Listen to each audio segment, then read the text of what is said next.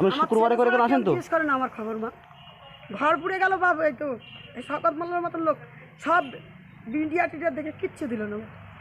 কাঁদবেন না, চুপ করুন। এখনো সেই পেপারের ঘরেই আছে। ও মানে ঘর বাড়ি খুব ভালো না? না নালোর বাপ। ও যাক, আপনার কপালটা খুব ভালো, বুঝতে পেরেছেন।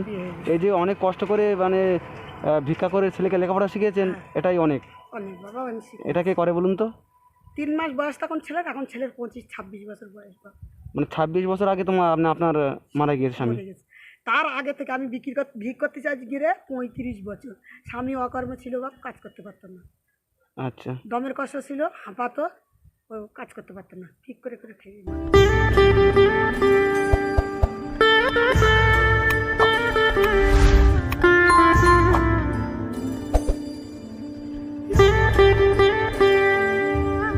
আসসালামু আলাইকুম।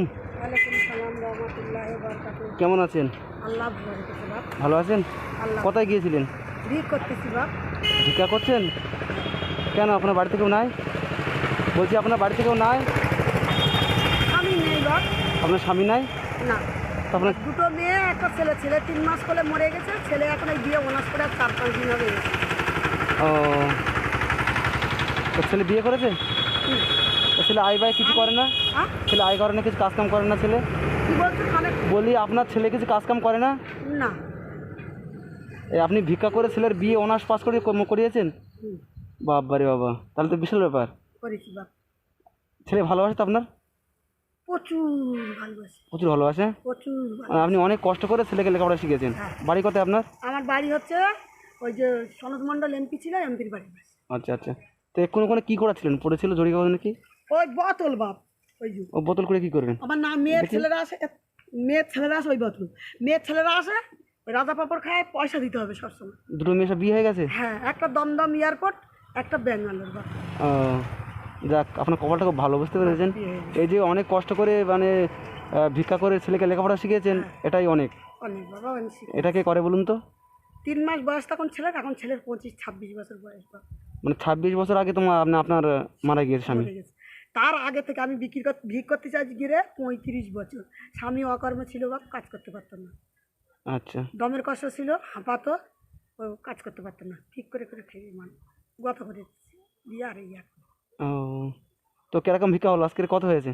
আমরা বাপ এখন আমার এই হার্টের প্রবলেম, এই পার প্রবলেম হয়েছে, শুধু বাজারে তুলি আর করি। কত হয়েছে আজকের? এই যে 1.5 কিলো চাল হয়েছে, এই আমার হয়ে গেছে। টাকা হয়েছে? অনেক টাকা হয়েছে তো। টাকা হয়েছে বাপ হচ্ছে 250 টাকা হয়েছে। ও তারও বেশি হবে। আজকের নিমন্ত্রণ বাড়ি গেছি সব, কেউ 20 দিয়েছে, কেউ 25 দিয়েছে, সব এই শবে রাতে।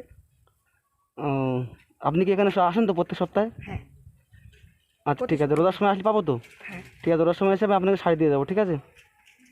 আল্লাহ তা তোমার খাওয়া দাওয়া করেছেন? হ্যাঁ, হাকিম মিদ্দের বাড়ি খেয়েছি আজ। ভাত খেয়েছেন কী দিয়ে? ও গরুর মাংস রান্না করেছে, শুধু ওই যে বড় বড় কি লাইলেন্টিকা বলে, ও ঝোল করেছে, ডাল রান্না করেছে, আলু ভাজা করেছে। ও আচ্ছা আচ্ছা, আমি আপনাকে কিছু আমি পয়সা শুধু দিচ্ছি। মাছের ঝোল খেয়েছি, ওসব খাইনি, আমার এলার্জি বাপ। শুনুন, আমি মানে কী বলুন তো, ইউটিউবে ভিডিও করি, বুঝতে পেরেছেন? রাস্তা যারা গরিব বসে আছে ওদেরকে পয়সা দিই।